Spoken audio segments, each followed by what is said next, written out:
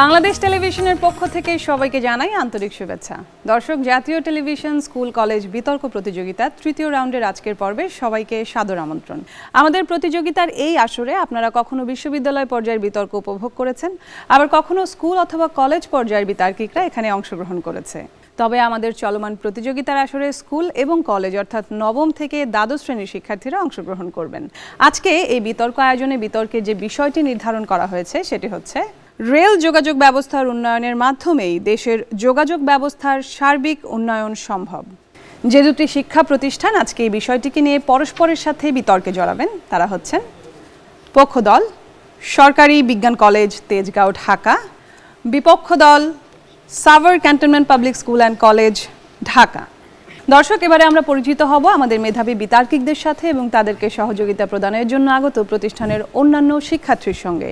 পক্ষ দল থেকে আমাদের সাথে কারা কারা আছেন দেখে নেওয়া যাক। মির্জা এরশাদুল হক সুদীপ্ত, দ্বাদশ শ্রেণী, সরকারি বিজ্ঞান কলেজ। শেখ জামিল হাসান, দ্বাদশ শ্রেণী, সরকারি বিজ্ঞান কলেজ। রাহাত হাসান, দ্বাদশ শ্রেণী, সরকারি বিজ্ঞান কলেজ।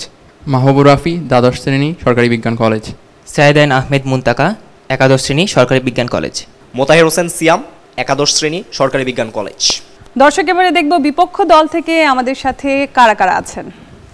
মোহাম্মদ তাশফিকুর রশিদ, দ্বাদশ শ্রেণী, সাভার ক্যান্টনমেন্ট পাবলিক স্কুল ও কলেজ, সাভার ঢাকা। তাহসিন কবির ধ্রুব, একাদশ শ্রেণী, সাভার ক্যান্টনমেন্ট পাবলিক স্কুল ও কলেজ, সাভার ঢাকা। মোহাম্মদ আফসানুর ইসলাম, একাদশ শ্রেণী, সাভার ক্যান্টনমেন্ট পাবলিক স্কুল ও কলেজ, সাভার ঢাকা। মৌনতা বিনতে মুস্তাফিজ, দশম শ্রেণী, Savar cantonment public school and college. Zakia Sultana Mim, দশম শ্রেণী, সাভার ক্যান্টনমেন্ট পাবলিক স্কুল ও কলেজ। হাসনাত বাহি অর্ক, দশম শ্রেণী, সাভার ক্যান্টনমেন্ট পাবলিক স্কুল ও কলেজ। নুজহাত তাহসিন, নবম শ্রেণী, সাভার ক্যান্টনমেন্ট পাবলিক স্কুল ও কলেজ। দর্শক, দুটো দলের বিতার্কিকদের সার্বক্ষণিক সহযোগিতা প্রদানের জন্য তাদের সঙ্গে রয়েছেন দুজন তত্ত্বাবধায়ক শিক্ষক। এবারে আমরা কথা বলবো তাদের সঙ্গে। প্রথমেই পক্ষ দল থেকে তত্ত্বাবধায়ক শিক্ষক হিসেবে আমাদের সাথে আছেন আমি মাসুমা সুলতানা, সহযোগী অধ্যাপক, বাংলা বিভাগ, সরকারি বিজ্ঞান কলেজ, ঢাকা। বর্তমানে বিজ্ঞান কলেজের ডিবেটিং ক্লাবের মডারেটরের দায়িত্বে আছি। ম্যাডাম, আপনার কাছে আমি একটু জানতে চাই, আমাদের বাংলাদেশে তো এখন অনেক ডিবেটিং ক্লাব আছে এবং অনেক বিতার্কিক আছে, তো সকল বিতার্কিকদের যোগসূত্র স্থাপনের জন্য আমরা কি কি পদক্ষেপ গ্রহণ করতে পারি?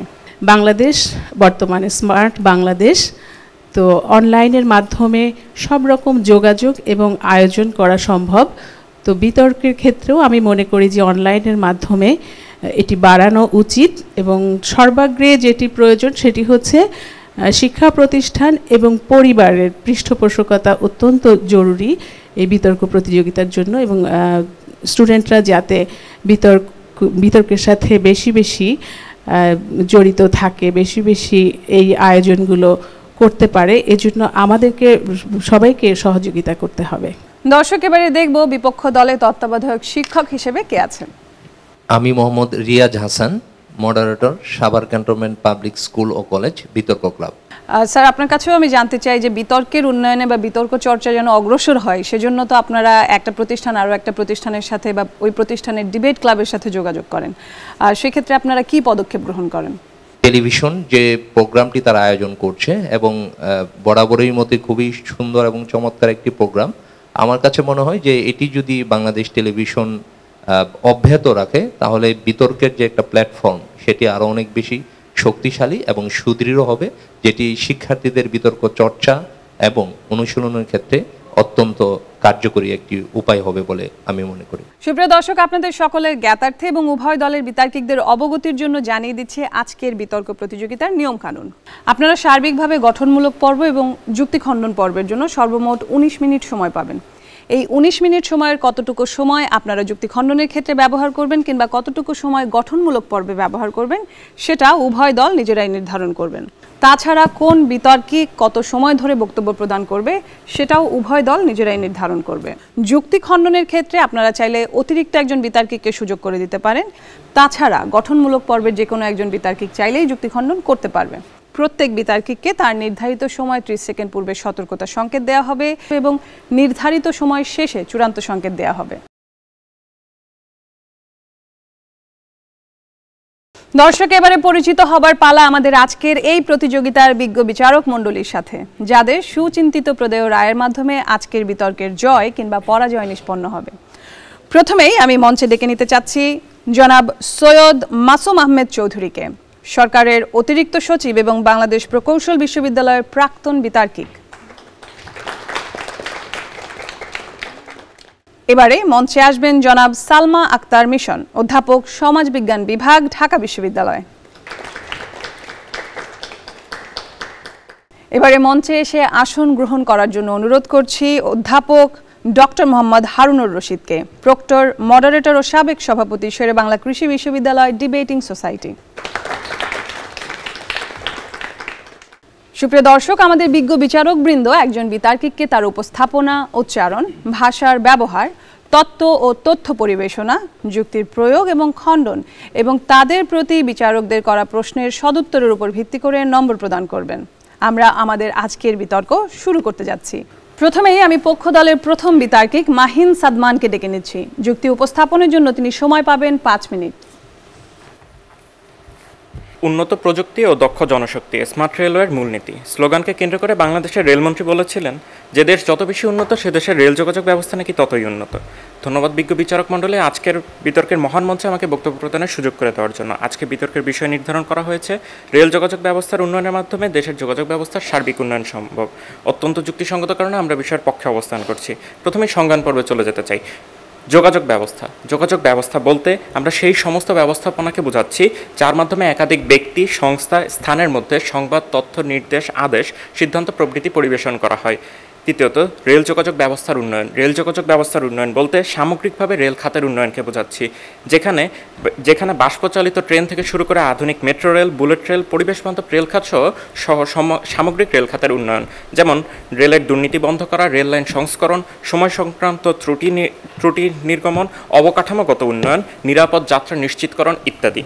মাধ্যমে এর সাথে প্রত্যয় যোগে সর্বাপেক্ষা গুরুত্বপূর্ণ নিয়ামককে বোঝাচ্ছে, অর্থাৎ যোগাযোগ ব্যবস্থার সার্বিক উন্নয়নের ক্ষেত্রে রেল যোগাযোগ ব্যবস্থার গুরুত্বপূর্ণ অবদানকে তুলে ধরছি। দেশের সার্বিক যোগাযোগ ব্যবস্থার উন্নয়ন বলতে শিল্প বিপ্লব পরবর্তী প্রতিযোগিতামূলক বিশ্বে বাংলাদেশের তৃণমূল পর্যায়ে নির্বিঘ্ন যোগাযোগ ব্যবস্থা নিশ্চিত করা বোঝাচ্ছি। আজকে বিপক্ষ দল যদি দেশের সার্বিক যোগাযোগ ব্যবস্থার রেলপথের গুরুত্বকে অস্বীকার করেন, তাহলে আজকে তাদেরকে একটি ভিন্ন ও সুনির্দিষ্ট খাত দেখিয়ে যেতে হবে যা যোগাযোগ ব্যবস্থার ক্ষেত্রে সার্বিক উন্নয়নের ক্ষেত্রে রেল যোগাযোগ ব্যবস্থার চেয়েও বেশি প্রভাব বিস্তার করে। প্রথমে 4টি ক্ষেত্র দেখিয়ে যেতে চাই, যে 4টি ক্ষেত্রের উপরে ভিত্তি করে আজকে আমরা প্রমাণ করে যাব যে রেল যোগাযোগ ব্যবস্থাই দেশের সার্বিক যোগাযোগ ব্যবস্থায় সার্বিক উন্নয়নে ভূমিকা রাখে। 1, অন্যান্য যোগাযোগ মাধ্যমগুলোর তুলনায় রেল যোগাযোগ মাধ্যমের সহজলভ্যতা। 2, দেশের তৃণমূলের সংযোগ স্থাপনে রেল যোগাযোগের অপরিসীম গুরুত্ব। 3, দেশের সংকটকালীন সময় রেল যোগাযোগের প্রয়োজনীয়তা। 4, রেল যোগাযোগ ব্যবস্থার উন্নয়নের মাধ্যমে সামগ্রিক যোগাযোগ ব্যবস্থার উন্নয়ন ও অর্থনৈতিক ব্যবস্থার উন্নয়ন। 1862 সালের 15ই নভেম্বর কুষ্টিয়া জেলার দর্শনা জগতী সেকশনে 53 কিলোমিটার রেল লাইন স্থাপনের মধ্য দিয়ে উপমহাদেশের এই অঞ্চলে রেলের গোড়াপত্তন হয়েছিল, যা যোগাযোগ ব্যবস্থায় এক নতুন সম্ভাবনার দ্বার খুলে দিয়েছিল। সম্মানিত বিচারক মণ্ডলী, রেল যোগাযোগ ব্যবস্থা, নৌ যোগাযোগ ব্যবস্থা, সড়ক যোগাযোগ ব্যবস্থা কিংবা আকাশপথ যোগাযোগ ব্যবস্থা, যেই যোগাযোগ ব্যবস্থার কথাই বলা হোক না কেন, সকল যোগাযোগ ব্যবস্থার চেয়ে অনেক বেশি সহজলভ্য একটি যোগাযোগ ব্যবস্থা। আমরা আজকে যখন সার্বিক যোগাযোগ ব্যবস্থার উন্নয়নের স্বপ্ন দেখছি, তখন আমাদের কাছে সবচেয়ে গুরুত্বপূর্ণ হলো সর্বস্তরের মানুষের সুবিধার কথা নিশ্চিত করা। বিজ্ঞ বিচারক মণ্ডলী, আমরা এর সমাধান নিয়ে কথা বলছি। ম্যাস ট্রানজিট কোম্পানি লিমিটেডের রেল ব্যবস্থাপনা পরিচালক MAN সিদ্দিক বলেছেন, মহানগরে যানজটের কারণে 3.8 মিলিয়ন মার্কিন ডলার প্রতি বছর ক্ষতি হচ্ছে। MRT নেটওয়ার্ক তথা মেট্রো রেল চালু হওয়ার পর থেকে প্রতি বছর 40,000 কোটি টাকা সাশ্রয় হচ্ছে এবং লাইন 6 চালু হয়ে গেলে টাইম কস্ট 8 কোটি 38 লাখ টাকা প্রতিনিয়ত সাশ্রয় হবে বলে ধরা হয়। মেট্রো রেলের মতন রেল যোগাযোগ ব্যবস্থা যা করে দেখিয়েছে স্বল্প সময় আজ অবধি শহরের বুক চেড়ে বানানো হাজারো ফ্লাইওভার কিংবা সাইড রোড তা করে দেখাতে পারেনি। সম্মানিত বিচারক মণ্ডলী, লক্ষ্য করুন, রেল যোগাযোগ ব্যবস্থার আরও অনেক উন্নয়ন করতে হবে। ট্রেন ডিলেজনিত সমস্যার সমাধান করতে হবে। দরকার হলে দুর্নীতির জন্য মোবাইল কোর্টের বিচরণ বৃদ্ধি করতে হবে। সর্বাপেক্ষা গুরুত্বপূর্ণ বিষয় হলো দেশের গুরুত্বপূর্ণ ইকোনমিক জোনগুলোর সাথে রেলপথের কানেক্টিভিটি গড়ে তুলতে হবে, যা কেননা রেলপথ একে ব্যয়বহুল নয়, তারই সাথে আবার পরিবেশ বান্ধব এবং আরামদায়ক যাত্রা নিশ্চিত করতে পারে। ফলে যখন আমরা দেশের ইম্পর্টেন্ট ইকোনমিক জোনগুলোর সাথে কানেক্টিভিটি করে তুলতে পারবো, তখন আমরা একটি নতুন সম্ভাবনাময় যোগাযোগ ব্যবস্থার দ্বার উন্মোচন হবে। ধন্যবাদ মানুষ সকল, ধন্যবাদ সকল।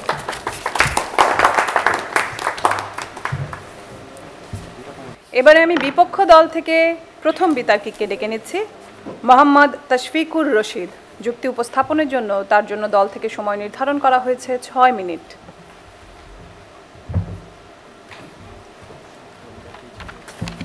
ধন্যবাদ বিজ্ঞ বিচারক মণ্ডলী, বিতার্কিক বন্ধুগণ এবং যারা শুনছেন। শুরুতে এসে বলতে চাই, আজকে আমাদের পক্ষ দল তাদের দলীয় সুবিধা আদায়ের জন্য একটি ত্রুটিপূর্ণ সংজ্ঞান করেছেন। সেই সংজ্ঞানটি পুনঃসংজ্ঞান করছি। আজকে যোগাযোগ ব্যবস্থা বলতে আমরা কী বুঝাচ্ছি? আজকে যোগাযোগ ব্যবস্থা বলতে আমরা সেই ব্যবস্থাকে বুঝাচ্ছি যার মাধ্যমে একটি দেশের যাত্রী এবং পণ্য পরিবহন হয়ে থাকে। এই যোগাযোগ ব্যবস্থার 4টি অংশ রয়েছে। সেটি হলো কি? প্রথমত সড়কপথ, নৌপথ, আকাশপথ এবং রেলপথ, যেটি আজকে পক্ষ দল দেখিয়ে দিয়ে যাননি। দ্বিতীয়ত আজকে সার্বিক উন্নয়ন বলতে আমরা কী বুঝাচ্ছি? আজকে আমরা সার্বিক উন্নয়ন বলতে বুঝাচ্ছি এই যে 4টি পথ বললাম, এই 4টি পথেরই একটি সামগ্রিক উন্নয়ন। তাহলে আজকে আমরা কীভাবে বুঝবো যে আসলে আমার যোগাযোগ ব্যবস্থা সার্বিক উন্নয়ন হয়েছে? সেটি 3টি মানদণ্ড রয়েছে। প্রথমত আমরা আজকে বুঝতে পারবো আমাদের যোগাযোগ ব্যবস্থা সার্বিক উন্নয়ন হয়েছে যখন আমার যোগাযোগ ব্যবস্থাটি নিরাপদ হবে, দ্বিতীয়ত ভোগান্তিহীন হবে, তৃতীয়ত সহজলভ্য হবে। এবং আজকে ই প্রথা দ্বারা কী বোঝানো হচ্ছে? আজকে যদি আমি বিষয়টি আরেকবার বলি যে রেল যোগাযোগ ব্যবস্থার উন্নয়নের মাধ্যমেই দেশের যোগাযোগ ব্যবস্থার সার্বিক উন্নয়ন সম্ভব। অর্থাৎ আজকে ই প্রথা দ্বারা বোঝানো হচ্ছে আজকে পক্ষ দলকে দেখিয়ে দিয়ে যেতে হবে যে তারা আজকে কীভাবে রেলের উন্নয়নের মাধ্যমে এই যে 4টি পথ রয়েছে, এই 4টি পথের সামগ্রিক উন্নয়ন করে এই 4টি পথকে তারা নিরাপদ, ভোগান্তিহীন এবং সহজলভ্য করবেন। তা এই বিতর্কে শুরুতেই উন্নয়ন এবং সামগ্রিক উন্নয়নের মধ্যে একটি পার্থক্য টানা দরকার। বিজ্ঞ বিচারক মণ্ডলী চিন্তা করুন, আজকে আমরা যদি যে কোনো উন্নয়ন করে থাকি, যেমন আমি যোগাযোগ ব্যবস্থায় একটি অবকাঠামোগত উন্নয়ন করলাম, সেটি উন্নয়ন হিসেবে গণ্য হবে। কিন্তু সার্বিক উন্নয়ন কেবলমাত্র উন্নয়ন না, সার্বিক উন্নয়নের ক্ষেত্রে কিছু শর্ত থাকে। যেমন আমি যখন সার্বিক উন্নয়নের কথা চিন্তা করব তখন আমাকে ভাবতে হবে যাতে আমার দিন শেষে আমার যে মানুষগুলো রয়েছে তাদের কাছে এই জিনিসগুলো পৌঁছে যায়, আজকে যাতে আমার এই যে ব্যবস্থাটি রয়েছে সেটি নিরাপদ থাকে এবং ভোগান্তিহীন থাকে। তাই আজকে তারা যে বারবার বলে যাচ্ছেন তারা রেলপথের উন্নয়ন চান, আমাদের উন্নয়নে কোনো সমস্যা নেই, কিন্তু আজকের বিতর্কে তাদেরকে দেখিয়ে দিয়ে যেতে হতো যে কিভাবে আসলে রেলপথের উন্নয়নের মাধ্যমে তারা সম্পূর্ণ 4টি পথ, অর্থাৎ কীভাবে আপনার রেলপথের উন্নয়নের মাধ্যমে সড়ক পথের উন্নয়ন করছেন, কিংবা আজকে আপনার রেলপথের উন্নয়নের মাধ্যমে কীভাবে নদীপথকে ভোগান্তিহীন কিংবা নিরাপদ করছেন, এই জিনিসটি তাদেরকে দেখিয়ে দিয়ে যেতে হতো, যেটি তারা এখন পর্যন্ত দেখিয়ে দিয়ে যায়নি এবং আশা করি দেখিয়ে দিয়ে যাবেন। আজকে তারা বলে গেলেন তারা কেবলমাত্র রেলের উন্নয়নের মাধ্যমে সার্বিক উন্নয়ন করবেন, কিন্তু আমার বিশ্বাস করি এটা সম্ভব নয়। বরঞ্চ আজকে আমাদেরকে প্রত্যেকটি পথের যে সমস্যাগুলো রয়েছে সেগুলো চিহ্নিত করে সেইগুলোর বিরুদ্ধে পদক্ষেপ নিতে হবে এবং একই সঙ্গে উন্নয়নের ক্ষেত্রে যে সকল বাধাগুলো রয়েছে, যেমন জনসচেতনতার অভাব কিংবা সমন্বয়হীনতা, এগুলো দূর করতে হবে এবং দূর করার মাধ্যমে আমার রেলপথে একটি উন্নয়ন আনতে হবে। তাহলে পদক্ষেপগুলো কী কী? 1. জনসচেতনতা সৃষ্টি ও সমন্বয়হীনতা দূরীকরণ। 2. সড়ক পথে উদ্ভাবনী ও দূরদর্শী পরিকল্পনা গ্রহণ। 3. নদী খনন ও দখলমুক্ত করে নদীপথে পণ্য ও যাত্রী পরিবহন বৃদ্ধি। 4. দেশীয় বিমান খাতে মান উন্নয়ন। প্রথম পদক্ষেপ কথা চিন্তা করি। বিজ্ঞ বিচারক মণ্ডলী চিন্তা করুন, আজকে আমরা রাস্তায় যখন যাই দেখতে পাচ্ছি 5.5 ফুট ডিভাইডার দিয়ে দেওয়া হচ্ছে রাস্তার ভিতর, যাতে কেউ রাস্তা পার হতে না পারে। তারপরেও আজকে আমার মানুষ সেই রাস্তার গ্রিলটাকে ফাঁকা করে তার ভিতর দিয়ে যাচ্ছে। আজকে আমরা যদি নিজে সচেতন না হতে পারি, আসলে রেলপথের উন্নয়নের মাধ্যমে আমাকে কীভাবে আপনারা সচেতন করবেন সেটা কিন্তু আপনারা দেখিয়ে দিয়ে যেতে পারেননি। তাহলে আজকে আমরা কি করব? আজকে আমরা জনসচেতনতা সৃষ্টি করব, যার মাধ্যমে আমার মানুষগুলো সচেতন হবে এবং আমার যে যোগাযোগ ব্যবস্থা সেটি নিরাপদ হবে। তাই সবশেষে বলে যেতে চাই যে কেবলমাত্র রেলের উন্নয়নের মাধ্যমে সার্বিক উন্নয়ন সম্ভব নয়, বরঞ্চ 4টি পথেরই উন্নয়ন দরকার। ধন্যবাদ মাননীয় বিচারক মণ্ডলী, ধন্যবাদ সবাইকে।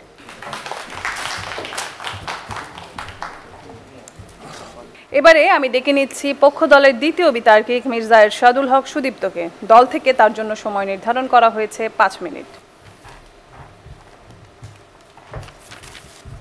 এগিয়ে চলাই সত্য, যারা স্থির তারা জয়ী হতে জানে না, যারা অচল তারা হেরে যেতে জানে, সভ্যতা জয়ীদেরকে বরণ করে নিতে জানে। ঢাকা শহরের জ্যামে বসে প্রাণহীন হিমশীতল প্রাণীর মতো বসে থাকার দিন শেষ। আজকে পৃথিবীকে অবাক করে দিয়ে এগিয়ে চলার পালা, আজকে নতুন করে পৃথিবীকে দেখাবার পারা বাংলাদেশও পারে। ধন্যবাদ বিজ্ঞ বিচারক মণ্ডলীকে আমাকে আমার বক্তব্য প্রদানের সুযোগ দেওয়ার জন্য। বিতর্ক চলছে এবং আজকে বিতর্কের বিষয় হচ্ছে রেল যোগাযোগ ব্যবস্থার উন্নয়নের মাধ্যমেই দেশের যোগাযোগ ব্যবস্থার সার্বিক উন্নয়ন সম্ভব। লক্ষ্য করুন বিজ্ঞ বিচারক মণ্ডলী, পৃথিবীর 152টি দেশের 200-এরও বেশি শহরে যান চলাচলের গতি বিশ্লেষণ করে যুক্তরাষ্ট্রের ন্যাশনাল ব্যুরো অফ ইকোনমিক্স প্রতিবেদন প্রকাশিত করেছে যে ঢাকা বিশ্বের শীর্ষ ধীরগতির দেশসমূহের মধ্যে অন্যতম। তারা আরও বলেন, সীমিত সম্পদের কারণে এদেশে সড়ক পথে বেড়েছে চাপ। নৌপথ বাস্তবিক অর্থে অনেক বেশি সহজলভ্য নয়, কারণ দেশের সব দিকে নৌপথ বানানো সম্ভব নয়। যেখানে আছে সেখানেও নৌ যোগাযোগ বৃদ্ধি পেলে পরিবেশ দূষণ বৃদ্ধি পায়, যেমন রামপাল বিদ্যুৎ কেন্দ্রের কথা আমরা বলতেই পারি। আবার নৌ পরিবহনের জন্য অনুকূল বন্দর পাঠানো কঠিন কাজ। বিপরীতে থাকা বিমান যোগাযোগ ব্যবস্থার কথা কোনো গ্রহণযোগ্য বিকল্প হিসেবে আমরা গ্রহণ করতে পারি না, কারণ বাংলাদেশের মতো একটি উন্নয়নশীল দেশের প্রেক্ষিতে এখানে রেলপথের মাধ্যমেই নতুন সম্ভাবনা আছে বলে দাবি করেছেন মার্কিন বিশেষজ্ঞরা। দৈনিক ইনকিলাব পত্রিকার একটি প্রতিবেদন অনুসারে নিরাপদ ও নির্ভরযোগ্য যোগাযোগ ব্যবস্থার সর্বাপেক্ষা গুরুত্বপূর্ণ মাধ্যম হিসেবে তারা দাবি করছে রেল যোগাযোগ মাধ্যমকে।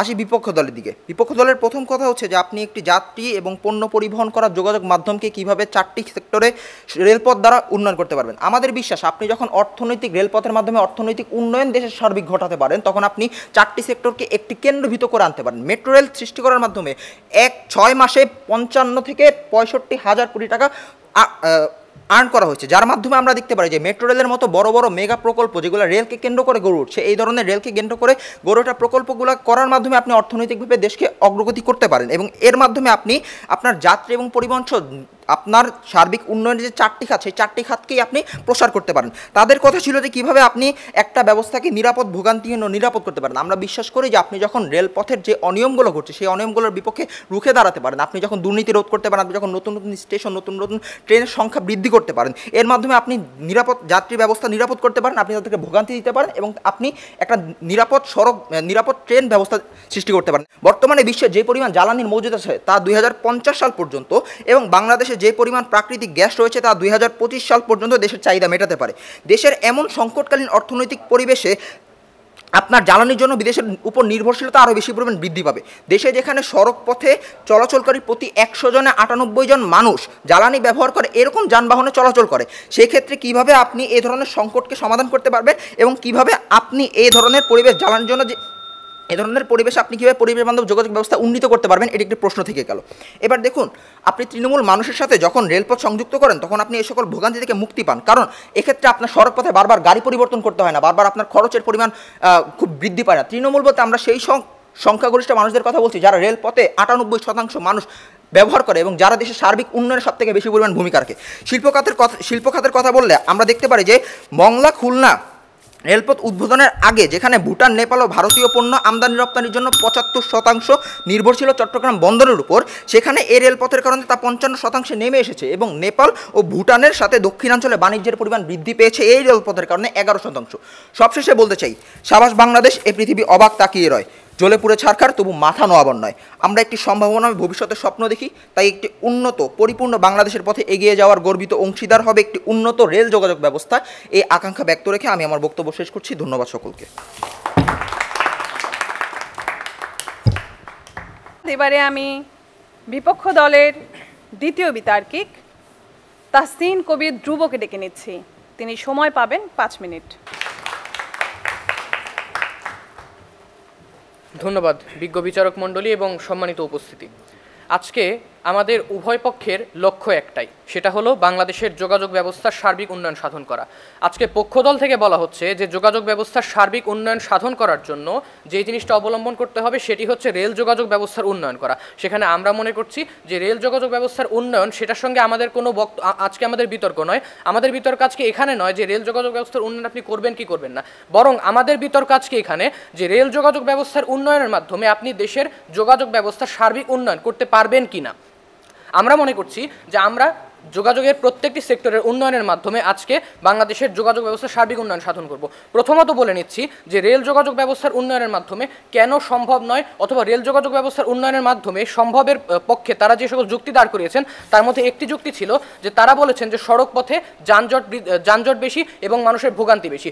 লক্ষ্য করুন, আজকে থেকে কিছু বছর আগেও আমাদের দেশে দেখা যেত যে রেল স্টেশনে দাঁড়িয়ে আছেন আপনি যখন দেখতে পাচ্ছেন যে একটা ট্রেন আসছে, আপনি স্টেশন মাস্টারকে জিজ্ঞাসা করলেন এটা কি আজকে সকালের ট্রেন নাকি গতকালকে সকালের ট্রেন। অর্থাৎ তখন শিডিউল বিপর্যয় এতটা নিত্য নৈমিত্তিক একটা ঘটনা ছিল যে আপনার দেশে শিডিউল বিপর্যয় ঘটনা অনেক বেশি বৃদ্ধি পেত, যার কারণে আমাদের দেশে ঈদের সময় এখনো পর্যন্ত দেখা যায় যে রেল লাইনে আমরা সময় মতো এখনো পর্যন্ত কিন্তু ট্রেন পাই না, যার কারণে দেখা যাচ্ছে কি, যার কারণে আমাদের দেশে বিপুল সংখ্যক মানুষের রেল খাতে কিন্তু ভোগান্তি বৃদ্ধি পাচ্ছে। আমাদের দেশে সড়ক খাতে গত কয়েক বছরে এই সমস্যার অনেকখানি উন্নতি হয়েছে, যেমন 4 লেনের রাস্তাকে 8 লেনের রাস্তায় উন্নতিকরণ, কিংবা আমাদের দেশে এলিভেটেড এক্সপ্রেসওয়ে নির্মাণ থেকে শুরু করে পদ্মা সেতু নির্মাণ, প্রত্যেকটি কিন্তু আমাদের দেশের সড়ক ব্যবস্থা এবং আমাদের যানজট দূরীকরণের ক্ষেত্রে অত্যন্ত গুরুত্বপূর্ণ ভূমিকা পালন করেছে। এরপরে তারা বলেছেন যে রেলখাতটা যখন আমাদের দেশে স্বল্প খরচে রেলখাতের মাধ্যমে মানুষ যাতায়াত করতে পারছে এবং তৃণমূলের মানুষকে আপনি রেলখাতের আওতায় আনতে পারছেন, এটার জন্য আমরা বলতে চাই যে বাংলাদেশের প্রত্যেকটি জেলাতে সড়ক রয়েছে, বাংলাদেশের প্রত্যেকটি জেলাতে নদী রয়েছে।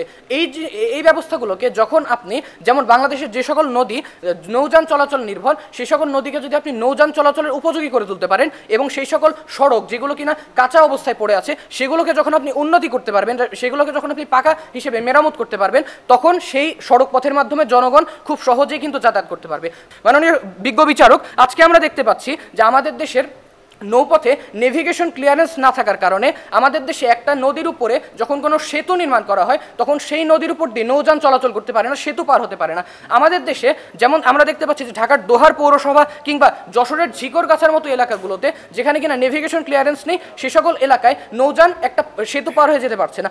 এই যে আন্তঃমন্ত্রণালয়ে যে সমন্বয়হীনতা রয়েছে, সেই সকল সমন্বয়হীনতা দূর করার জন্য আমাদের দেশের সরকার যে উদ্যোগ গ্রহণ করেছে সেগুলোকে যখন আমরা বাংলাদেশের তৃণমূল পর্যায় পর্যন্ত বিস্তৃত করতে পারবো, তখন কিন্তু আমাদের দেশের পক্ষে যোগাযোগ ব্যবস্থার সার্বিক উন্নয়ন করা অনেকাংশেই সম্ভব হবে। এবং চতুর্থ ক্ষেত্র অর্থাৎ বাংলাদেশের যে বিমান খাত রয়েছে এখানে উন্নয়ন করা। আজকে বিমান খাতের বিরুদ্ধে অসংখ্য অভিযোগ রয়েছে, যেমন অব্যবস্থাপনা, সিট সমস্যা এবং আমাদের শিডিউল বিপর্যয় হয়। বাংলাদেশ সরকার 15টি এয়ারবাস ফ্রান্সের কাছ থেকে কেনার উদ্যোগ গ্রহণ করেছে এবং শাহজালাল আন্তর্জাতিক বিমানবন্দরে থার্ড টার্মিনাল নির্মাণ করেছে, যার মাধ্যমে একই সময়ে অনেক সংখ্যক যাত্রীকে আপনি পরিবহন করতে পারছেন এবং এর মাধ্যমে বিমান খাতে যে চাপ ছিল সেই চাপটা অনেকাংশে কমিয়ে আনতে পেরেছেন। এর মাধ্যমে দেশের যোগাযোগ ব্যবস্থার যে ভোগান্তি এবং যে অনিরাপত্তা ছিল সেটা অনেকাংশেই দূরীভূত হয়েছে। আমরা বিশ্বাস করছি যে রেলের উন্নয়নের মাধ্যমে ভোগান্তি দূর করা কিংবা সড়কপথ কিংবা যোগাযোগ ব্যবস্থাকে নিরাপদ করা কিংবা সহজলভ্য করা এই জিনিসটা সম্ভব হচ্ছে না। এই জন্য মনে করছি যে আজকে আমরা যদি যোগাযোগ ব্যবস্থার সার্বিক উন্নয়ন করতে চাই তাহলে আমাদেরকে প্রত্যেকটি সেক্টরকে সমানভাবে গুরুত্ব দিয়ে আগাতে হবে।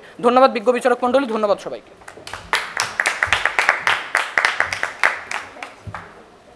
এবারে আমি ডেকে নিয়েছি পক্ষ দলের তৃতীয় বিতার্কিক শেখ জামির হাসানকে। যুক্তি উপস্থাপনের জন্য তিনি সময় পাবেন 5 মিনিট।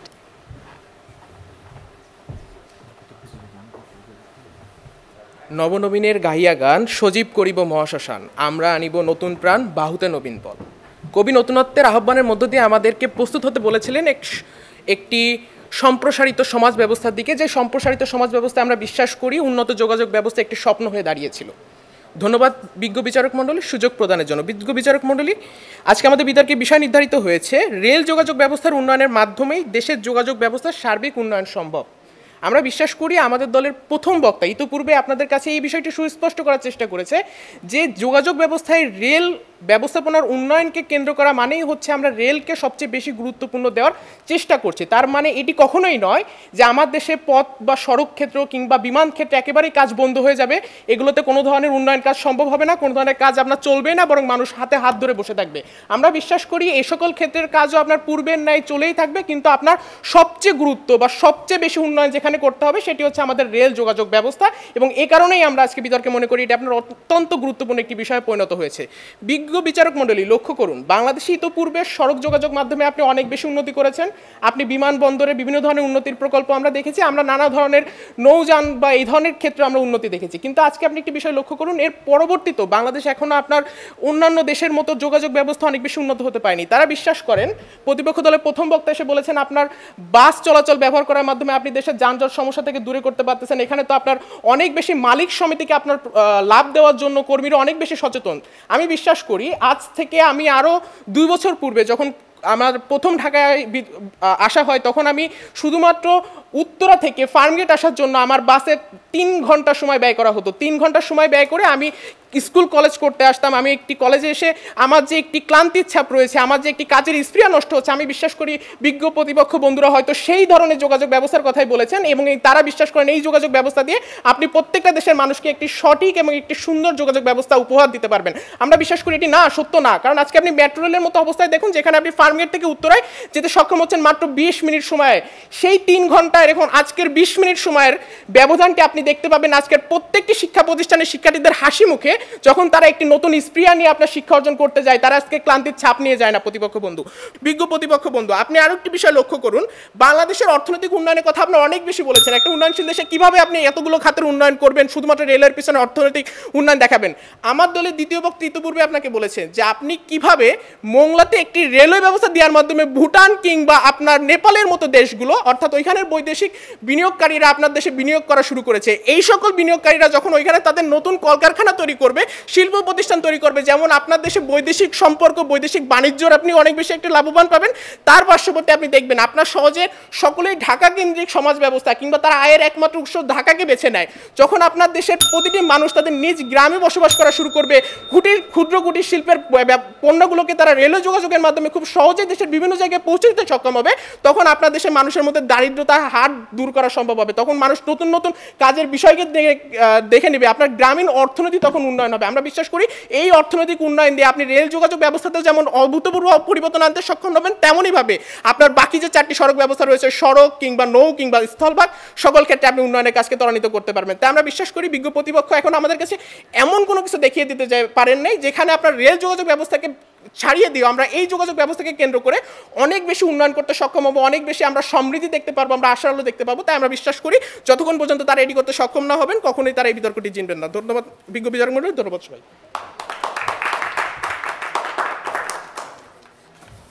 এবারে আমি বিপক্ষ দলের তৃতীয় বিতার্কিক মোহাম্মদ আফসানুর ইসলামকে ডেকে নিচ্ছি। যুক্তি উপস্থাপনের জন্য তিনি সময় পাবেন 5 মিনিট 30 সেকেন্ড। একটিবার খেয়াল করে দেখুন কোথায় দাঁড়িয়ে বিতর্কটা করছি। যখন বাংলাদেশ নামক একটি দেশে দাঁড়িয়ে বিতর্ক করছি, যেখানে কিনা আপনার যানজটের কারণে 5 টাকা যখন বৃদ্ধি পাচ্ছে আপনার ভাড়া, সেখানে একজন মানুষের বুক ফেটে যায় হাহাকারে, সেখানে আপনি 3 কিলোমিটার দূরে থাকা কর্মসংস্থানে আপনি কীভাবে সহজে যাবেন, সেই জায়গার দাম কীভাবে কমাবেন, বাস ফি কীভাবে কমাবেন, সেটা ঠিক না করে আপনি স্বপ্ন দেখাচ্ছেন 100 কিলোমিটার দূরে আপনার গ্রামের বাড়ি কীভাবে যাবেন, সেখানে এই মানুষদের দৈনন্দিন জীবনে কোনো পরিবর্তনই হয় না। আমরা বিশ্বাস করি যে তৃণমূল মানুষ নিয়ে তারা কথা বলতে চাচ্ছেন। বর্তমানে বাংলাদেশে ইকোনমিক সাইটগুলো রয়েছে, সাভার, নারায়ণগঞ্জ, এমন যে জায়গাগুলোতে ঘন বসতিপূর্ণ এলাকা রয়েছে, সেখানে যখন কিনা প্রতিনিয়ত আমরা দেখতে পারি ভোগান্তিতে পড়ছে মানুষ, কেন তারা আসলে যাতায়াত করতে পারছেন তাদের কর্মসংস্থানে, সেটা কাছাকাছি হলেও সেই জায়গাতে আপনি মেট্রো রেল স্থাপন করার মাধ্যমে কিংবা আপনি পাতাল রেল স্থাপন করার মাধ্যমে কীভাবে সেই মানুষগুলোকে সহজে এক জায়গা থেকে আরেক জায়গায় ক্ষুদ্র ডিস্টেন্সের মধ্যে নিয়ে যাবেন, সেটা প্রতিপক্ষ একবারও বোঝাতে যেতে পারেনি। মাননীয় সভাপতি, ধন্যবাদ। বিতর্কের এই পর্যায়ে এসে আমরা দৃঢ়ভাবে অবস্থান করছি বিতর্কটি বিপক্ষ প্রান্তে। আজকের বিতর্কে তারা বারবার বলছেন বর্তমান সরকার যখন কিনা উন্নতি করছে, উন্নতি করার দরুন তারা আসলে রেল খাত উন্নতিকরণ করবে, যার মাধ্যমে রেভিনিউ জেনারেট হবে, রেভিনিউ ব্যবহার করার মাধ্যমে আমি এই রেল যোগাযোগ ব্যবস্থাকে আরও উন্নত করব। একটু চিন্তা করুন, যখন কিনা আপনি সরকারের কথা বলেন, বাংলাদেশের সরকারের একমাত্র লক্ষ্য জনগণের সেবা করা, তাদের উদ্দেশ্য প্রত্যেকটা মানুষকে আমি কম দামে কিছু দিতে পারি। এই কম দামে দেওয়ার কারণে বর্তমানে বাংলাদেশে প্রতি বছরই রেল খাত ভোগান্তিতে থাকছে, তারা প্রতিনিয়ত লসের মধ্যে দিয়ে যাচ্ছে। লসে যাওয়াটা আসলে কোনো ব্যাপার না, কেননা আজকে তাদের লক্ষ্য সেবা করা। অর্থাৎ আজকে যদি আপনি উন্নতি করতেই চান, সেক্ষেত্রে সরকার শুধুমাত্র একাই উন্নতিটা করতে পারবে না, আপনার প্রয়োজন পড়বে প্রাইভেট বিনিয়োগের। যে প্রাইভেট বিনিয়োগ যদি আপনি নিয়ে আসেন, সেক্ষেত্রে এই প্রাইভেট বিনিয়োগকারীদের উদ্দেশ্য কখনো এটাই থাকবে না আমার মানুষকে সেবা দিতে হবে, তাদের উদ্দেশ্য হবে আমার আর্থিক লাভ করতে হবে। এই লাভের কারণে আজকের বিতর্কে আমাদের যে মূল জায়গা সহজলভ্য করে তোলা একটা বিষয়কে, সেই সহজলভ্য থাকবে না আপনার ট্রেনের টিকিট। বর্তমানে বাংলাদেশের মধ্যে আপনার এত বিপুল পরিমাণে ট্রেন নেই যে আপনার কার্বন এমিশন হবে, তাদের কথা আমি পরিবেশ বান্ধব করে তুলব, প্রচুর পরিমাণে রেলপথ তৈরি করব, সেখানে ট্রেন চলাচল করবে। আজকে যদি আপনার বিপুল পরিমাণে ট্রেন আসে, বর্তমানে আপনার সড়ক পথে যে পরিমাণে কার্বন এমিশন হচ্ছে, ঠিক একই পরিমাণে আপনার এমিশন হবে কার্বন এই রেল যোগাযোগ ব্যবস্থার মাধ্যমে। আজকের বিতর্কে তাদের প্রতি সবচেয়ে ভুল জায়গা যেটা ছিল, তারা প্রথমেই বলে যায় প্রথম বক্তা থেকে, আজকে বিতর্কে তারা দেখাবে রেল যোগাযোগ ব্যবস্থা এমন একটি নিয়ামক যা কিনা সবচেয়ে গুরুত্বপূর্ণ, কিন্তু তার প্রেক্ষাপটে আজকে কেন আসলে সড়ক ব্যবস্থার উন্নতি করাটা দরকার না, কেন আসলে নৌ ব্যবস্থা উন্নতি করাটা দরকার না, এই জিনিসটা তারা বলেনি। তারা এটা আমাদেরকে বলে যেতে পারেনি আমি এই যে রেল ব্যবস্থা উন্নতি যদি করেও ফেলি, সেক্ষেত্রে আমার নৌ পরিবহন কীভাবে এগিয়ে যাবে।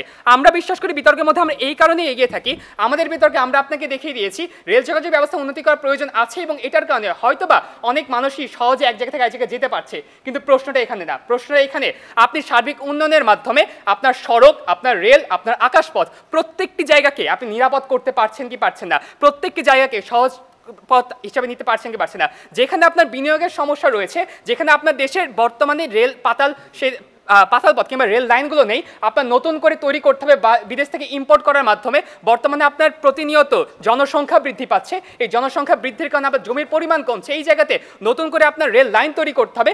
এমন জটিল প্রক্রিয়ার মাধ্যমে আপনার সড়ক, নৌ এবং আকাশপথ প্রত্যেকটা উন্নতি করাটা কেন দরকার এবং কেন আসলে আমরা যে আপনাকে বারবার বলে যাচ্ছি, আপনি যদি মানুষকে সচেতন করতে পারেন, আপনার মানুষ যদি নিজে কাজ করতে পারে, আপনার যদি এক্সপ্রেসওয়ের মতো বড় বড় প্রতিষ্ঠা উন্নতি অবকাঠামোগত উন্নতিগুলো আসতে পারে, সেক্ষেত্রে যে আপনার যে উন্নতি হওয়া সম্ভব সেগুলো কেন আসলে মেট্রো রেল কিংবা আপনার কেন আসলে নতুন করে রেল লাইন স্থাপন করার মাধ্যমেই করতে হবে সেরকম জবাব দিয়ে যায়নি। আমরা বিশ্বাস করি বিতর্কের মধ্যে তাদের দেখানোর বিষয় যেটা ছিল উন্নয়ন করবো আমি রেল যোগাযোগ ব্যবস্থায়, এটার মাধ্যমে প্রত্যেকটি খাত উন্নত হবে। তারা আমাদেরকে দেখিয়ে গিয়েছে কীভাবে পরিবেশ বান্ধবভাবে রেল যোগাযোগ ব্যবস্থা উন্নত করলে।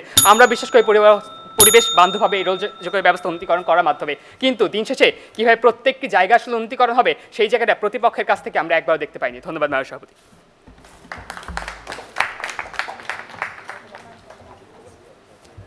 এবং এরই সাথে গঠনমূলক পর্বের সমাপ্তি হলো। এবারে যুক্তি খণ্ডন পর্ব।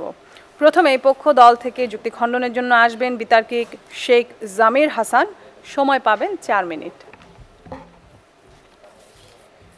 ধন্যবাদ বিজ্ঞ বিচারক মণ্ডলী আরও একবার সুযোগ প্রদানের জন্য। বিজ্ঞ বিচারক মণ্ডলী, আমি গতদিন ফার্মগেট থেকে ঢাকা বিশ্ববিদ্যালয়ের উদ্দেশ্যে যাই মেট্রো রেল করে।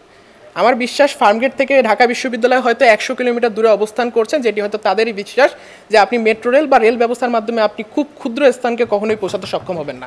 আমি যা না জেনেই হয়তো 100 কিলোমিটার পথ অতিক্রম করে ঢাকা বিশ্ববিদ্যালয়ে পৌঁছেও গিয়েছিলাম, কিন্তু ইতোপূর্বে আমরা আপনাকে দেখানোর চেষ্টা করেছি তাদের কাছে যে 100 কিলোমিটার পাড়ি দিয়ে গ্রামে বসবাস করার স্বপ্ন রয়েছে, রেল যোগাযোগ ব্যবস্থার উন্নতির মাধ্যমে আপনি সেই স্বপ্নকে বাস্তবায়ন করতে পারেন। কারণ তখন প্রতিটি মানুষ আপনার শুধুমাত্র 1 ঘন্টা যাত্রা করে তার গ্রাম থেকে তার কর্মস্থানে যেতে সক্ষম হবে এবং প্রতিটি মানুষ চাবে তার গ্রামীণ পরিবেশে যেখানে বেড়ে উঠেছে সেখানে থেকে বসবাস করতে এবং তার ওইখানে দাঁড়িয়ে তার বিভিন্ন ধরনের কার্যক্রমকে আরও বেশি ত্বরান্বিত করতে। আমরা বিশ্বাস করি তাদের সমাজে তাদের বিশ্বাস যে পণ্য যাতায়াত ব্যবস্থার ক্ষেত্রে, পণ্য পরিবহনের ক্ষেত্রে আপনার অনেক বেশি গুরুত্ব দেওয়া দরকার, যার জন্য সড়ক মাধ্যম অনেক বেশি দরকার। আমরা বিশ্বাস করি আপনি ধরে দেখুন একটা দক্ষিণ অঞ্চলের মানুষের কথা, একজন কৃষকের কথা। দক্ষিণ অঞ্চলে ওই কৃষক যে ফসল ফলায় সেই ফসলের হয়তো সহজলভ্যতা দক্ষিণ অঞ্চলে অনেক বেশি, যার কারণে তার বাজার দর দক্ষিণ অঞ্চলের বাজারগুলোতে অনেক বেশি কম। কিন্তু আপনি ধরে দেখুন রাজধানী শহর ঢাকায় কিংবা আপনার উত্তর অঞ্চলের মানুষ যারা হয়তো ওই সবজিগুলোর প্রাপ্তি সহজলভ্য নয়, সেখানে আপনার বাজার দর অনেক বেশি। বিজ্ঞ প্রতিপক্ষ বন্ধু, আপনি একটি বিষয় লক্ষ্য করুন, আপনার দেশে যখন আপনি বলছেন যে আপনার দেশে খুব বেশি পরিমাণ মানুষজন তো আপনার সড়ক ব্যবস্থাকে বেছে নেয়, আমরা বিশ্বাস করি আপনার কয়েক বছর পূর্বেও আপনার ভাবেন কোনো একটি দক্ষিণ প্রত্যন্ত অঞ্চল থেকে ঢাকায় আসতে আপনার 2-3 বার যাতায়াত সড়ক পরিবহনে 2-3টি মাধ্যম পরিবর্তনে সক্ষম হয়েছে এবং ওখানে কিন্তু আপনার ব্যয়ও কিন্তু পরিবহন খরচও কিন্তু প্রায় একই ধরনের রয়েছে রেল যোগাযোগের ক্ষেত্রে। কিন্তু আপনি যখন রেল যোগাযোগ ব্যবস্থা নিয়ে কথা বলছেন তখন আমরা বিশ্বাস করি আমরা বর্তমান রেল যোগাযোগ নিয়ে কথা বলছি না, আমরা রেল যোগাযোগের উন্নয়ন নিয়ে কথা বলছি, যে উন্নয়নে আপনার প্রতিটি সমস্যার সমাধান রয়েছে, প্রতিটি সমস্যা নিয়ে আমাদের নতুন নতুন উদ্যোগ রয়েছে, আমাদের নতুন নতুন কাজ রয়েছে। আমাদের রেলমন্ত্রী তিনি নিজেই বলেছেন বাংলাদেশকে তিনি একটি 1 গেজে পরিণত করতে চান, তিনি সকল মিটার গেজকে ব্রড গেজে পরিণত করতে চান এবং এরই সফলতার কেন্দ্রিতে 2022 সালে যখন মাননীয় প্রধানমন্ত্রী ভারত সফরে যান তখন তিনি 7টি সমঝোতা স্বাক্ষর করেন, যার মধ্যে সবচেয়ে প্রধান ছিল বাংলাদেশের রেলওয়ে কর্মীদেরকে ভারতীয় রেলওয়ে ইনস্টিটিউটগুলোতে প্রশিক্ষণ দেওয়া হবে এবং তথ্য প্রযুক্তির মাধ্যমে অনলাইন ব্যাংকিংয়ের মাধ্যমে বাংলাদেশের মানুষ এখন রেলওয়ে টিকিট ক্রয় করতে পারবে, এই বিষয়টিকে সমাধান করার চেষ্টা করেছিলেন এবং যার আমরা সফলতা দেখতে পাই বিজ্ঞ বিচারক মণ্ডলী। আমরা বিশ্বাস করি এখানে দাঁড়িয়ে আপনার দেশের যাতায়াত ব্যবস্থার সার্বিক উন্নয়ন করা সম্ভব হবে। তাহলে আপনার দেশের একটি যাতায়াত ব্যবস্থাকে উন্নয়ন করার মাধ্যমে যেখানে আপনি দেশের একটা বৈদেশিক বাণিজ্য সম্পর্ক তৈরি করতে পারতেছেন, যেখানে আপনি মানুষকে একটি নিরাপদ সহজলভ্য একটি যাতায়াত ব্যবস্থা উপহার দিতে পারতেছেন, যেখানে আপনি প্রত্যেকটা মানুষের তৈরি হওয়া বিভিন্ন ধরনের যোগাযোগ ব্যবস্থার যে পরিষদ ছিল যেটি এতকাল ক্ষুদ্র ছিল সেটিকে আপনি পুরা বিভিন্ন জেলার মধ্যে বিস্তার করতে পারতেছেন। আমরা বিশ্বাস করি ওটি আপনার জন্য প্রধান নিয়ামক হিসেবে তুলে ধরে এবং ওই জায়গাটিতে আমাদের উন্নয়ন সবচেয়ে বেশি করা দরকার ছিল। তাই বিজ্ঞ বিচারক মণ্ডলী আমরা বিশ্বাস করি রেলওয়ে যোগাযোগ ব্যবস্থায় আমাদের প্রধান নিয়ামক, যেটিকে কেন্দ্র করে আমরা আমাদের সার্বিক উন্নয়ন ঘটাতে পারবো যোগাযোগ ব্যবস্থা। ধন্যবাদ বিজ্ঞ বিচারক, ধন্যবাদ। বিপক্ষ দল থেকে যুক্তি খণ্ডনের জন্য আসবেন মোহাম্মদ আফসানুর ইসলাম। সময় পাবেন 2.5 মিনিট। মাননীয় সভাপতি, প্রথমে মনে করে দিতে চাই বিতর্কের শুরুতে প্রথম বক্তার কাছ থেকে 4টি বিষয় আসে। প্রথমত আজকে আমি সহজলভ্যতা করে দিব কিংবা মানুষের কাছে কম টাকাতে যে যদি পরিবহন ব্যবহার করতে পারে সেটা নিশ্চিত করব। আমরা আজকের বিতর্কে আপনাকে দেখিয়ে দিয়ে গিয়েছি যদি আপনি উন্নতিকরণ করতে চান সেক্ষেত্রে কেন আসলে প্রাইভেট বিনিয়োগটা খুব বেশি পরিমাণে গুরুত্বপূর্ণ কিংবা বৈদেশিক বিনিয়োগটা খুব বেশি পরিমাণে গুরুত্বপূর্ণ। অর্থাৎ বাংলাদেশের মধ্যে আপনি যে 97% মানুষের কথা বলছেন যে ভোগান্তিহীনভাবে আজকে বর্তমান প্রেক্ষাপটে দাঁড়িয়ে ট্রেন ব্যবস্থা ব্যবহার করছে, আপনি যখন এই ব্যবস্থাপনাকে উন্নতিকরণ করতে যাবেন আপনার যখন বিপুল পরিমাণে লোন নিতে হবে সেই ক্ষেত্রে আপনার মানুষের টিকিটের ফিটা বাড়িয়ে দিতে হবে। বর্তমানে যে মানুষগুলো কিনা ভিআইপি ক্লাসে ট্রাভেল করছে তাদের সমান টাকা দিয়ে এই সাধারণ মানুষকে যেতে হবে। আমরা বিশ্বাস করি আপনার যখন বিনিয়োগের এত সমস্যা থাকে সেই মুহূর্তে আপনি আসলে এই সহজলভ্যতার বিষয়টা আনতে পারেন না। দ্বিতীয়ত তারা আজকে এসে আমাদের বলে গেলেন সংকটকালীন সময়ে আমরা খুব সহজেই রেল যোগাযোগ ব্যবস্থা ব্যবহার করতে পারবো। তাদের দ্বিতীয় পয়েন্ট, একটু চিন্তা করেন মাননীয় সভাপতি, আজকে আপনার একটা বাস অ্যাক্সিডেন্ট হয় 1 ঘন্টার মধ্যে সে বাস সরিয়ে ফেলা হয় আপনার রাস্তা থেকে, কিন্তু আপনি যখন একটি রেল লাইনের কথা চিন্তা করেন সেই রেল লাইন নিয়ে প্রতিনিয়ত 10টি করে রেল চলাচল করছে। আপনার এই রেল লাইনে যখন দুর্ঘটনা ঘটে সেই রেল লাইনের ভোগান্তি কিংবা এই সমস্যাগুলো নিরসন করার জন্য আপনার বিপুল পরিমাণ সময় লাগে, বিপুল পরিমাণে আর্থিক সক্ষমতা লাগে। যেই জিনিসটা করতে আপনার বিপুল পরিমাণ সময় নষ্ট হয় তা যে আমাকে বারবার বলে যাচ্ছেন সংকটকালীন সময় আমি রেল লাইন আনতে পারবো, সেটা কখনোই সম্ভব না। রেল যোগাযোগ ব্যবস্থা আমি বাংলাদেশের মধ্যে কতখানি উন্নত করলে কতখানি মানুষ ভোগান্তি মুক্ত হবে আমরা আজকে বিতর্কে এটাও প্রমাণ করে গিয়েছি আপনাকে। আপনি রেল যোগাযোগ ব্যবস্থা উন্নতিকরণ করার চেষ্টা করেন সেইখানেও দেখা যাবে সাধারণ মানুষের ভোগান্তি বেড়ে যাচ্ছে। আপনি আজকে এই রেল যোগাযোগ ব্যবস্থা উন্নতি করার মাধ্যমে যে সড়ক পথ, নৌপথ কিংবা আকাশপথ প্রত্যেকটি পথের যে দুর্নীতি কিংবা প্রত্যেকটি পথের যে ভোগান্তি অব্যবস্থাপনা, এই অব্যবস্থাপনাকে আপনি দূর করতে পারবেন না। যতক্ষণ পর্যন্ত প্রত্যেক ক্ষেত্রে এই অব্যবস্থাপনা দূর করতে না পারছেন ততক্ষণ অবধি আপনার দেশের এই যোগাযোগ ব্যবস্থার সার্বিক উন্নয়ন সম্ভব নয়। ধন্যবাদ মাননীয় সভাপতি, ধন্যবাদ উপস্থিত সকলকে। রেল যোগাযোগ ব্যবস্থার উন্নয়নের মাধ্যমেই দেশের যোগাযোগ ব্যবস্থার সার্বিক উন্নয়ন সম্ভব। আজকে এই বিষয়বস্তু নিয়ে উভয় দল গঠনমূলক পর্ব এবং যুক্তিখণ্ডন পর্ব সমাপ্ত করেছে। এবারে বিচারকের প্রশ্নের পালা। আমাদের বিজ্ঞ বিচারক প্যানেল থেকে শ্রদ্ধেয় বিচারক প্রফেসর ডক্টর মোহাম্মদ হারুনুর রশিদ উভয় দলকে একটি করে প্রশ্ন করবেন। উভয় দল থেকে নির্বাচিত একজন বিতর্কিক সেই প্রশ্নের উত্তর প্রদানের সুযোগ পাবেন। প্রশ্নের উত্তর প্রদানের জন্য সময় পাবেন 2 মিনিট। এক্ষেত্রে 1.5 মিনিটে সতর্কতা সংকেত দেওয়া হবে এবং দ্বিতীয় মিনিটের পর চূড়ান্ত সংকেত দেওয়া হবে। দুই দলের খুব চমৎকার বিতর্ক শুনছিলাম। আমি পক্ষ দলকে একটি প্রশ্ন করছি। আমার পক্ষ দলের প্রতি প্রশ্নটি হলো, নদীমাতৃক বাংলাদেশের যোগাযোগ খাতের সার্বিক উন্নয়ন কি নদীপথকে বাদ দিয়ে কল্পনা করা যাবে? অসংখ্য ধন্যবাদ প্রশ্নটি করার জন্য। আমাদের পক্ষ দলকে করা প্রশ্নটি ছিল নদীমাতৃক বাংলাদেশের সার্বিক যোগাযোগে নদীকে বাদ দিয়ে আমাদের কোনো কিছু চিন্তা করা সম্ভব কিনা। আমরা বিশ্বাস করি বাংলাদেশ মতো একটি দেশ যখন ভারতবর্ষের মধ্যে ছিল এবং যখন আপনার ব্রিটিশ শাসনামল চলেছিল তখন নদীমাতৃক দেশ হওয়া সত্ত্বেও ভারত ব্রিটিশের ক্ষেত্রে দেশকে শাসন করার জন্য সবচেয়ে বেশি যোগাযোগের একটি উত্তম মাধ্যম হিসেবে তারা বেছে নিয়েছিল রেল যোগাযোগ ব্যবস্থা। এবং যেখানে রেল যোগাযোগ ব্যবস্থার প্রতিটি দেশের প্রতিটি জেলাকে সম্পৃক্ত করার যে একটি অভূতপূর্ব একটা প্রকল্প ইতোপূর্বে বাস্তবায়নের দিকে ধাবিত হচ্ছে, যেখানে ইতোমধ্যে 43টি জেলাকে আপনার রেল যোগাযোগ ব্যবস্থার মাধ্যমে একে অপরের সাথে সংযুক্ত করা হয়েছে। এই বিষয়টি আমাদের কাছে সুস্পষ্ট করা যায় যে আমরা আসলে নদী কেন্দ্রিক চিন্তাভাবনা না করেও আমরা একটি বিকল্প পদ্ধতি হিসেবে রেল যোগাযোগ ব্যবস্থাকে অবশ্যই বেছে নিতে পারি।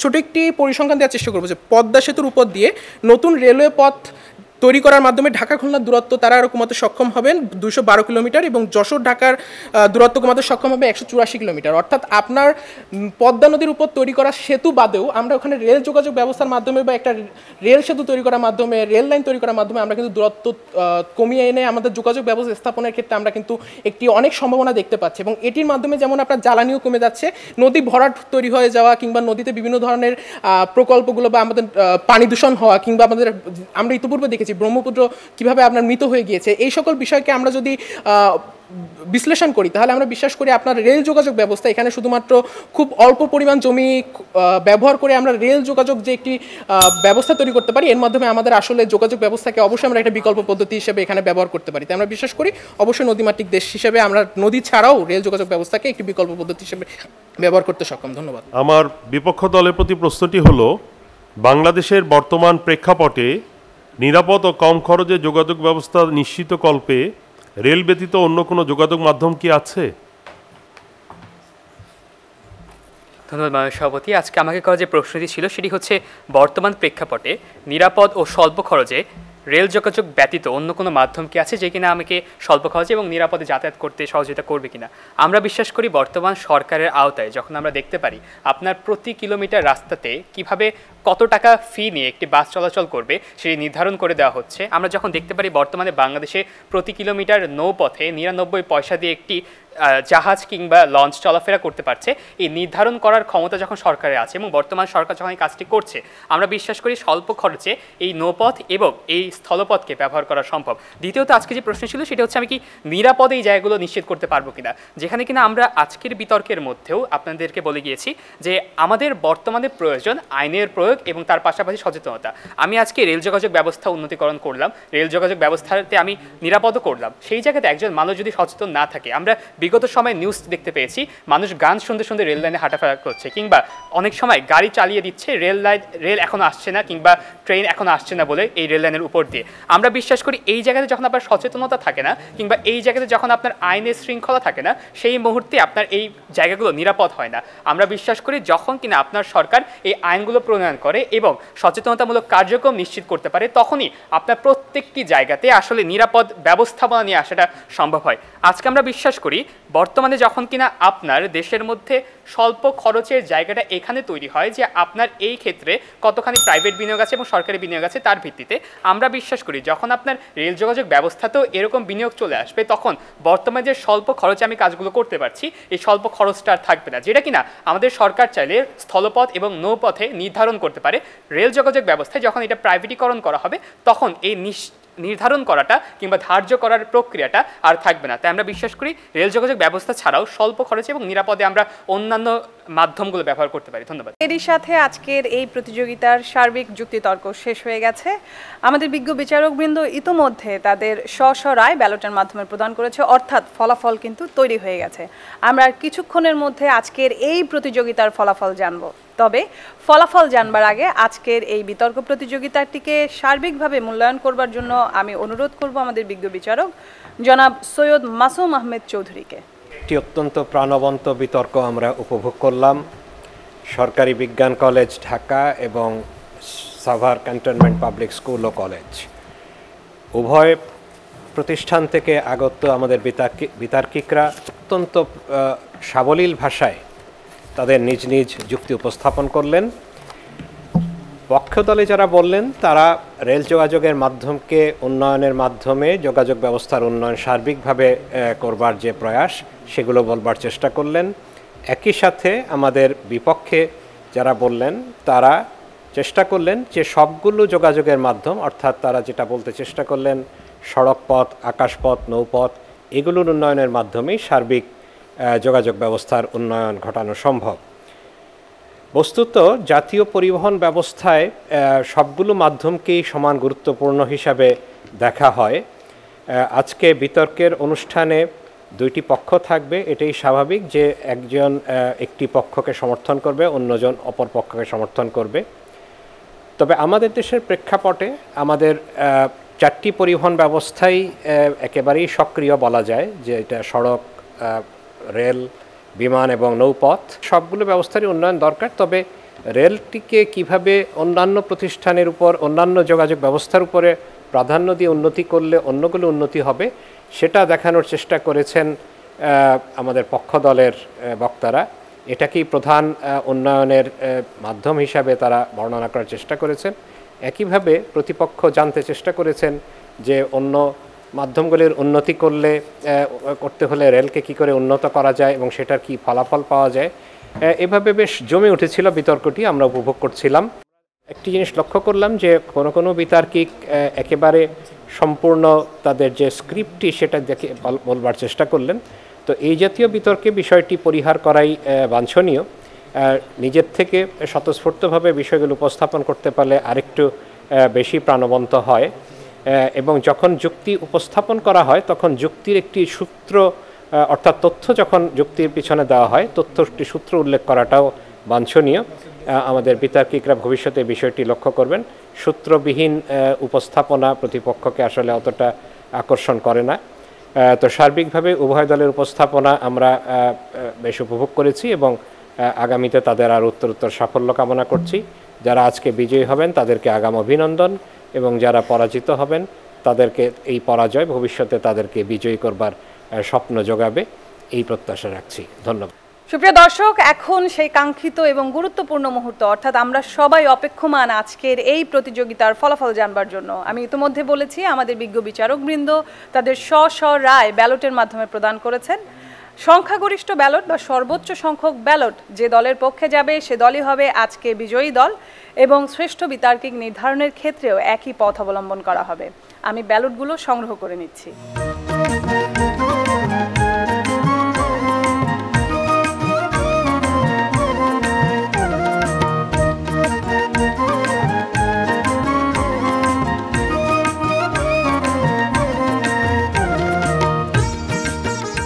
দর্শক, আজকের এই বিতর্ক প্রতিযোগিতার ফলাফল রয়েছে আমার হাতে।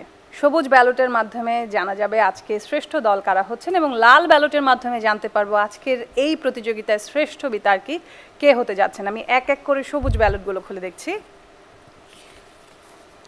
আমার প্রথম ব্যালট অনুযায়ী আজকের এই প্রতিযোগিতায় বিজয়ী দল হিসেবে নির্বাচিত দল আজকের বিষয়ের বিপক্ষে থাকা দল Savar cantonment public school and college, Dhaka. একটি ব্যালট দেখলাম, এখনো আরো দুটো ব্যালট বাকি আছে।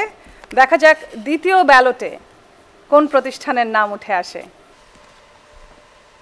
আমার দ্বিতীয় ব্যালট অনুযায়ী আমাদের আজকের এই প্রতিযোগিতায় শ্রেষ্ঠ দল বা বিজয়ী দল হিসেবে নির্বাচিত দল আজকের বিষয়ের পক্ষে থাকা দল সরকারি বিজ্ঞান কলেজ, তেজগাঁও, ঢাকা। একটি হাড্ডাহাড্ডি লড়াই বোঝা যাচ্ছে।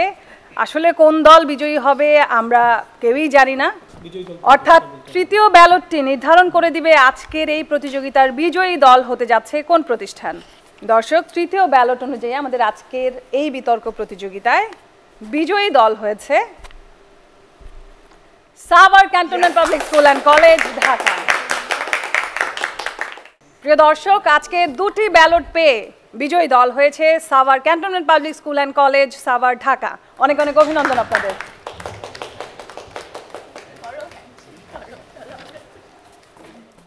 প্রিয় দর্শক, এবারে দেখে নেওয়া যাক আজকের শ্রেষ্ঠ বিতার্কিক কে হতে যাচ্ছে। প্রথম ব্যালট অনুযায়ী আমাদের আজকের এই প্রতিযোগিতায় শ্রেষ্ঠ বিতার্কিক হিসেবে নির্বাচিত নাম আফসানুর ইসলাম। দ্বিতীয় লাল ব্যালট অনুযায়ী আমাদের আজকের এই প্রতিযোগিতায় শ্রেষ্ঠ বিতার্কিক শেখ জামির হাসান। দর্শক, শ্রেষ্ঠ বিতার্কিক নির্ধারণের ক্ষেত্রেও আমরা দেখতে পাচ্ছি দুটো দল থেকেই কিন্তু একজন একজন করে মনোনীত হয়েছে। এবারে দেখে নেওয়া যাক তৃতীয় ব্যালটের মাধ্যমে আমরা শ্রেষ্ঠ বিতার্কিক পাই কিনা। হতে পারে তৃতীয় ব্যালটে ভিন্ন কোনো নামও চলে আসবে, এবং আমাদের আজকের এই তৃতীয় লাল ব্যালটটি নির্ধারণ করে দিবে আজকে শ্রেষ্ঠ বিতার্কিক কে হতে যাচ্ছেন। আজকে এই প্রতিযোগিতায় শ্রেষ্ঠ বিতার্কিক হয়েছেন আফসানুর ইসলাম। অর্থাৎ আজকে দুটো ব্যালট পেয়ে শ্রেষ্ঠ বিতার্কিক হয়েছেন Savar cantonment public school and college, Savar, Dhaka থেকে আফসানুর ইসলাম। অনেক অনেক অভিনন্দন আপনাকে। এবং একই সাথে কোয়ার্টার ফাইনালে উত্তীর্ণ Savar cantonment public school and college, Savar, Dhaka প্রতিষ্ঠানটির জন্য রইল অনেক অনেক শুভকামনা। সুপ্রিয় দর্শক, এই ছিল আমাদের আজকের বিতর্ক প্রতিযোগিতার সম্পূর্ণ আয়োজন। আশা করি এই আয়োজনের মাধ্যমে আপনারা বিনোদনের পাশাপাশি জ্ঞানও অর্জন করেছেন। আজকের মতো জাতীয় টেলিভিশন স্কুল কলেজ বিতর্ক প্রতিযোগিতা তৃতীয় রাউন্ডের এই পর্ব থেকে বিদায় নিচ্ছি।